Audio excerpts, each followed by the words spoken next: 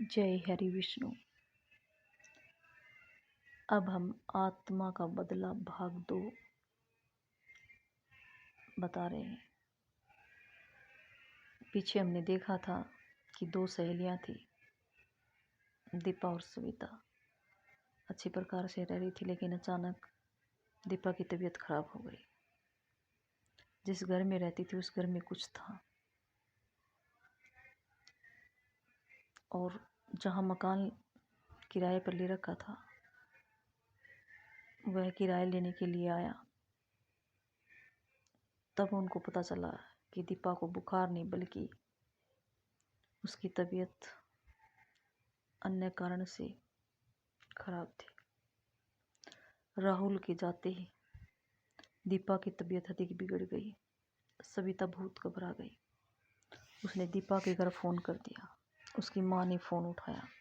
सविता ने कहा, आंटी, दीपा 1 हफ्ते से बीमार चल रही है, आपको यहाँ आना पड़ेगा। वह अजीब सा व्यवहार कर रही है। सविता ने राहुल को फ़ोन किया, भैया राहुल, हमारी मदद करो। ये सरोज कौन थी? तुम यहाँ आ जाओ। थोड़ी देर में दीपा के माँ बाप भी आने वाले हैं। ये मोहिनी दीदी कौन है? मेरे दिमाग में अनेक सवाल खड़े हैं, किसी का भी जवाब नहीं मिल रहा है। तुम ही कुछ बता दो। राहुल ने सीधे शब्दों में सविता को कहा, मैं नहीं आ सकता। मैंने पहले ही कहा था घर के दूसरे हिस्से में न जाना। फिर दीपा वहाँ क्यों गई? भैया, जो हो गया सो हो गया, अब तो कुछ मदद कर दो। राहुल ने सविता से कहा, मैं क्या मदद करूं? मेरे अंकल राजीव ने ये मकान किराए देने से मना किया था। मैंने तो तुम्हारी मजबूरी देखकर ये किराए पर दिया था। अब मुझे खुद समझ में नहीं आ रहा मैं क्या करूं। सविता बहुत दुखी थी। उसने कहा, भैया, केवल इतना बता दो, ये सरोज कौन है? राहुल, सरोज मेरे अंकल राजीव की बेटी थी। उसको मरे 3 साल हो गए। तब से ये मकान बंद पड़ा था। राजीव अंकल ने अपनी बेटी की मौत के बाद इस शहर को छोड़कर दूसरे शहर में चले गए। वे 3 साल से यहाँ नहीं आए हैं। अब उनको कैसे कहूँ, ये बात कैसे बताऊँ कि मैंने मकान किराए पर दे दिया। सविता, भैया, ये मोहिनी कौन है? राहुल, मोहिनी राजीव अंकल की बड़ी बेटी है। इन दोनों बहनों में बहुत अधिक प्यार था। मोहिनी सरोज की मौत के बाद बहुत दुखी रहने लगी। उसको सरोज की मौत का गहरा सदमा लगा था। वह बहुत अधिक परेशान थी, इसलिए राजीव अंकल दूसरे शहर में चले गए।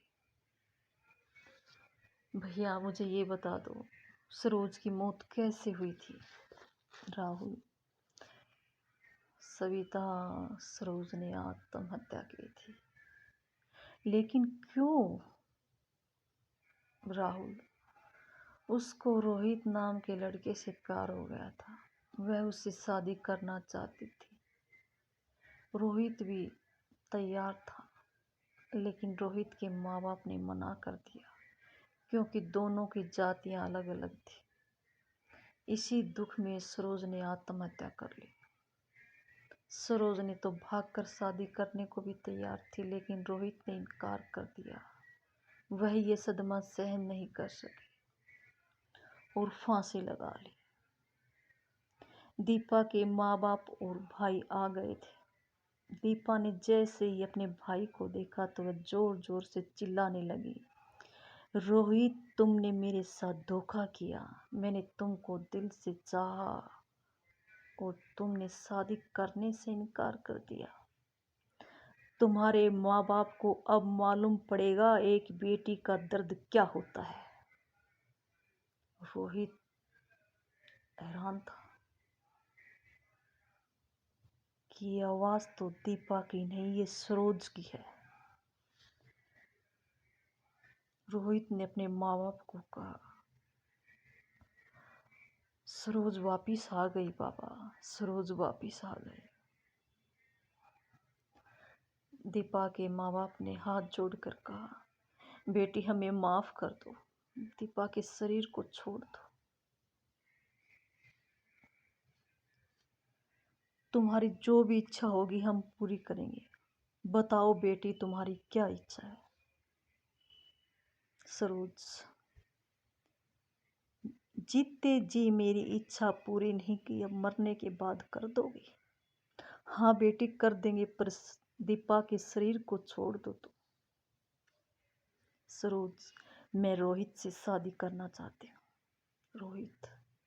सरोज, ऐसे कैसे हो सकता है? सरोज, क्यों रोहित, क्यों नहीं हो सकता? अपनी बहन की खैरियत चाहते हो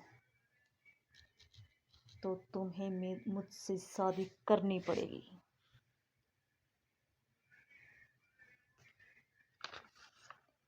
अपनी बहन के लिए रोहित को समझो।